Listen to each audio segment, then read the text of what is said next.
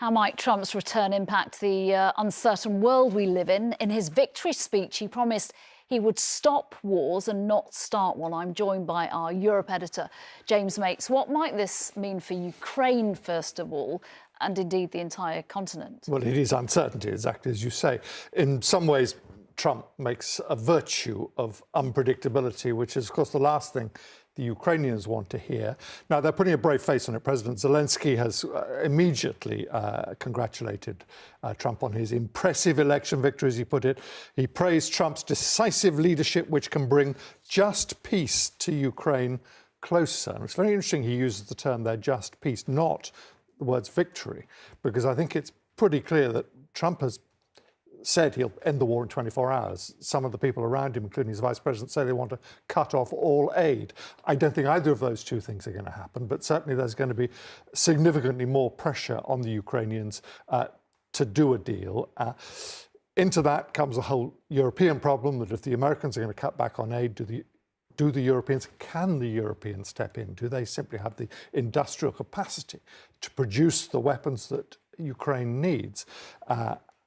Laid over, of course, the whole debate on NATO. We know how disjointed Trump's relations with his NATO allies were last time. His rhetoric has got even stronger since then. And while it is true that Europeans are spending more on defence than they used to, nothing like as much as Trump is demanding. Again, brave faces being put on it. President Macron of France saying we're ready to work together as we did for 4 years previously. But it's going to be a stormy old ride. Yeah, another major area of concern, of course, the Middle East. What's your initial thoughts on what we should be looking out for?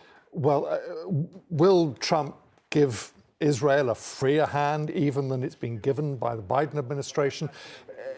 Possibly, but is that going to make a really significant difference? President Netanyahu obviously is cock-a-hoop, the person he feels closer to back in the White House. He congratulated Trump on history's greatest comeback in the early hours of this morning. The US was not doing much to restrain Netanyahu, and in some ways he may have more problems domestically in terms of having fired his defense minister overnight. It's not just Israel, Taiwan and China. Can Taiwan now be confident that it has the American guarantee that it had before? Trump has said that he wants Taiwan to pay for its own defense. China certainly will be pretty pleased with the Trump's win in terms specifically of its relationship.